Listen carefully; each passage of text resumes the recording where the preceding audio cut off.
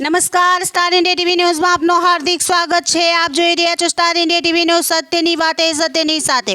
તારીખ 15/8/2024ને ગુરુવારના સવારના રોજ સવારે 78માં સ્વતંત્રતા દિન નિમિત્તે ધ્વજવંદનના કાર્યક્રમ રાખવામાં આવ્યો હતો, જેમાં ગામના વર્ષોની પરંપરા મુજબ શ્રી શેખ સાહેબ દ્વારા ગાર્ડ ઓફ ઓનર આપીને ડૉક્ટર આશાબેન પટેલના વરદ હસ્તે ધ્વજવંદનનો કાર્યક્રમ હર્ષ ઉલ્લાસથી યોજવામાં આવ્યો હતો।